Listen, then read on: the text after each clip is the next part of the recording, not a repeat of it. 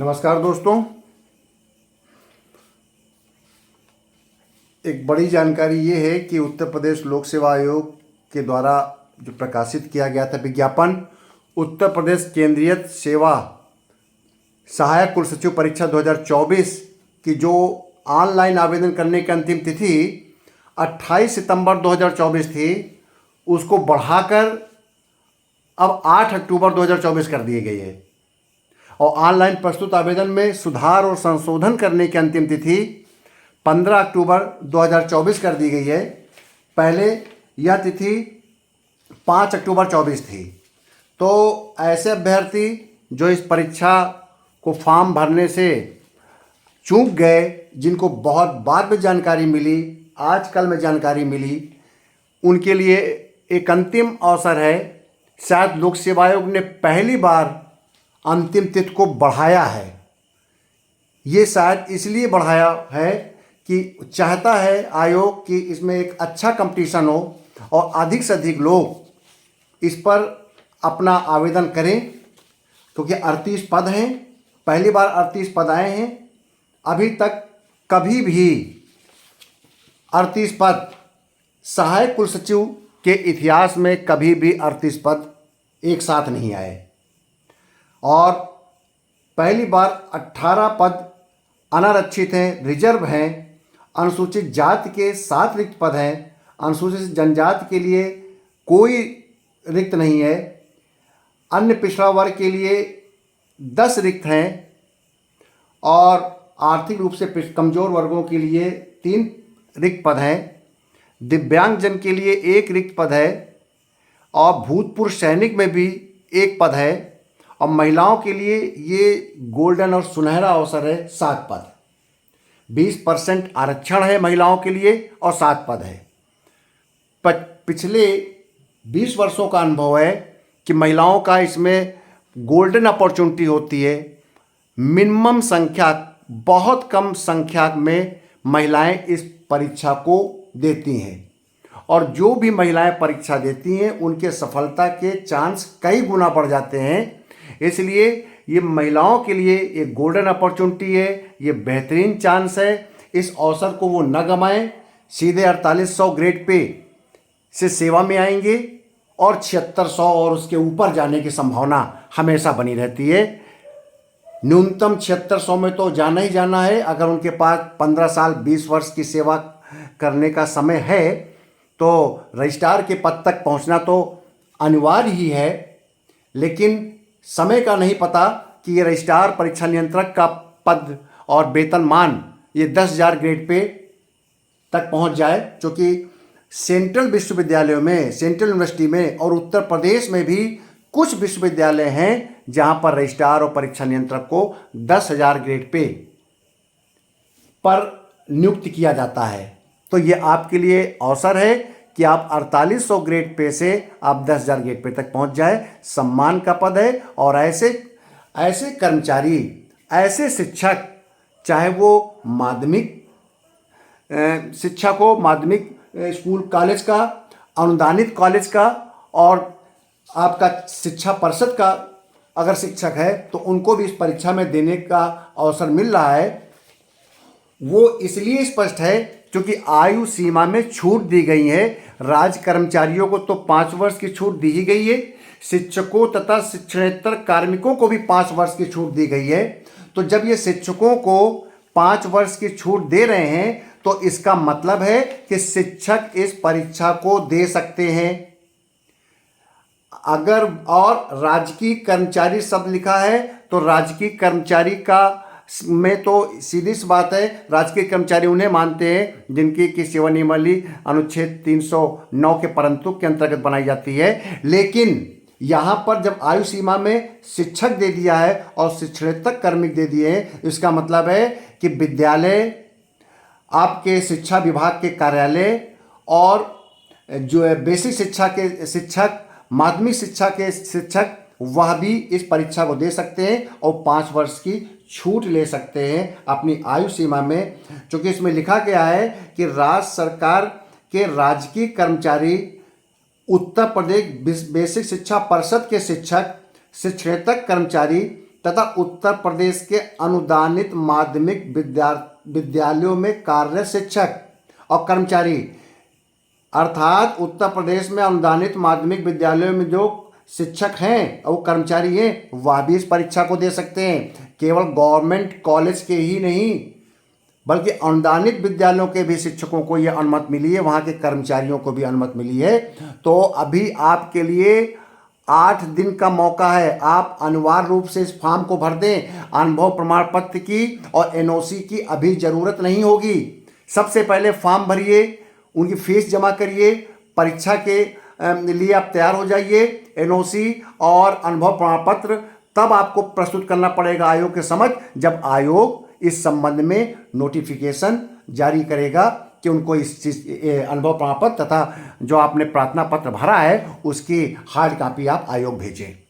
तो फिर से आप सुन लीजिए कि केवल गवर्नमेंट सर्वेंट ही इस परीक्षा के लिए एलिजिबल नहीं है, बल्कि आपका बेसिक परिषद के शिक्षक, बेसिक परिषद विद्यालय के कर्मचारी और अनुदानित विद्यालय के शिक्षक, अनुदानित विद्यालयों के कर्मचारी, ये सभी इस परीक्षा में बैठ सकते हैं। और 1 जुलाई 94 के बाद उनका जन्म न हुआ हो और 2 जुलाई 74 के पहले उनका जन्म न हुआ हो, ये उनके लिए है जो राज कर्मचारी हैं, शिक्षक है, शिक्षकेतर कर्मचारी हैं। तो ये आज स्पष्ट हो लीजिए कि अगर कोई शिक्षक यह सोचता है कि वो राज कर्मचारी श्रेणी में नहीं आता है, अगर कोई शिक्षक ये सोचता है कि वो अनुदानित विद्यालय में है, उसका संचालन एक मैनेजमेंट करता है, तो आप ये दिमाग से निकाल दीजिए। चूंकि विज्ञापन कह रहा है शिक्षकों तथा शिक्षणेतर कर्मचारियों को छूट, जब वो 5 वर्ष की छूट दे रहा है यानी कि परीक्षा में बैठने का अवसर दे रहा है। परीक्षा व साक्षात्कार मिलाकर 550 अंकों का पेपर होगा। सामान्य हिंदी 200 अंक, सामान्य अध्ययन 200 अंक, उत्तर प्रदेश वित्तीय नियम 100 अंक, साक्षात्कार 50 अंक, टोटल 550 अंक। ये परीक्षा लिखित में होगी। इसमें अति लघु उत्तरी, लघु उत्तरी, विस्तृत उत्तरी, आपका शॉर्ट आंसर और लॉन्ग आंसर के प्रश्न बनेंगे। 50 वर्ड्स का उत्तर देना होगा, 125 वर्ड्स में उत्तर देना होगा और 250 वर्ड्स में उत्तर देने होंगे। इस प्रकार से प्रश्न पत्र है और पहली बार 38 वैकेंसी है, इसलिए इस गोल्डन चांस को आप मत जाने दीजिएगा। ये ईश्वर ने आपको मौका दिया है, नहीं तो आप जहाँ पर हैं छोटे पद पर, छोटे स्केल पर, वहीं पर सीमित होकर रह जाएंगे।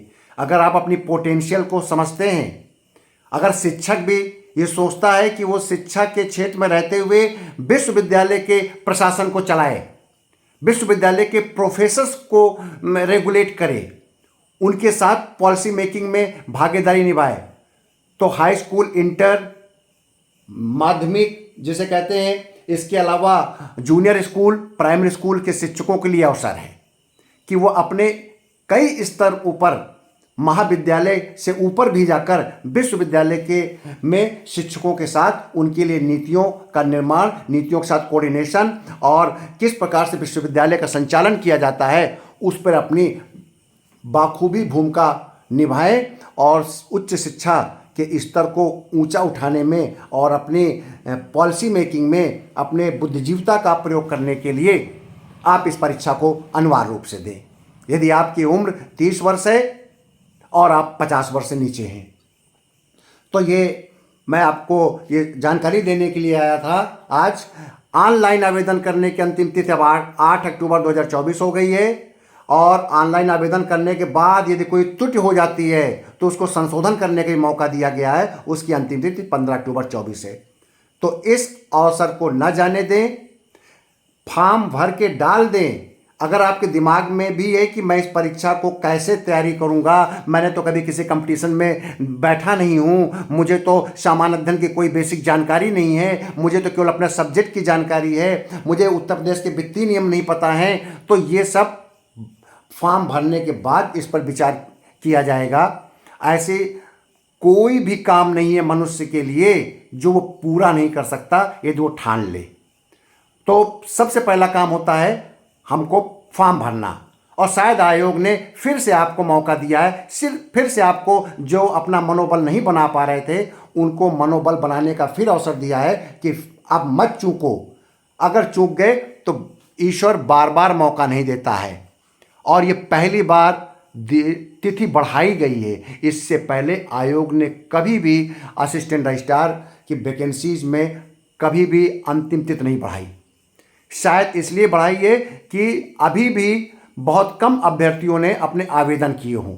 चूँकि पद बहुत ज़्यादा हैं, लिखित परीक्षा होती है, कंपटीशन कहीं बहुत हल्का ना रह जाए, ऐसा ना हो कि न्यूनतम अंक भी ना छात्र पा पाएँ, अभ्यर्थी पा पाएँ। हो सकता है इसलिए उनको अंतिम तिथि में 1 सप्ताह का मौका देना उनकी मजबूरी बन गई हो। तो आपके लिए अवसर है, आप यदि पहुंचना चाहते हैं क्लास 1 के पद पर, यदि आप पहुंचना चाहते हैं प्रधानाचार्य के ऊपर के पद पर, यदि आप माध्यमिक शिक्षा में हैं, आप प्राइमरी टीचर हैं, हाई स्कूल के टीचर हैं, आप जूनियर स्कूल के टीचर हैं, तब भी आप जिस पद पर इस वेतनमान से पहुंचेंगे उस पद पर आप शिक्षक रहते हुए नहीं पहुंच पाएंगे। और एक शिक्षा के ऊपर का स्तर होता है प्रशासन का स्तर, जो एडमिनिस्ट्रेशन जिसे कहते हैं। तो आप उस एडमिनिस्ट्रेशन में आप पहुंचकर विश्वविद्यालय शिक्षा यूजीसी के साथ, नेक के साथ और विभिन्न हायर कमेटीज के साथ अपने ज्ञान का बेहतर तरीके से प्रयोग कर सकते हैं, उपयोग कर सकते हैं। तो आपको ये सूचना और ये जानकारी देने आया था। आप तुरंत फॉर्म भरें, तुरंत ऑनलाइन आवेदन करें। लास्ट डेट 8 अक्टूबर है। और मेरे यूट्यूब चैनल को लाइक करें, सब्सक्राइब करें। मैं उत्तर प्रदेश वित्तीय नियमों की पूरी जानकारी दूंगा, नोट्स भी प्रोवाइड कराऊंगा, सामान्य हिंदी ये कंटिन्यूस मेरी क्लास चलती रहेगी। अगर आप क्वालिफाई करते हैं रिटेन, तो आपको साक्षात्कार के लिए भी आपको अवसर रहेगा मेरे साथ रहने का। और मेरे इस चैनल को लाइक करिए, सब्सक्राइब करिए, अधिक से अधिक इसको आप प्रचार प्रसार कीजिए। धन्यवाद।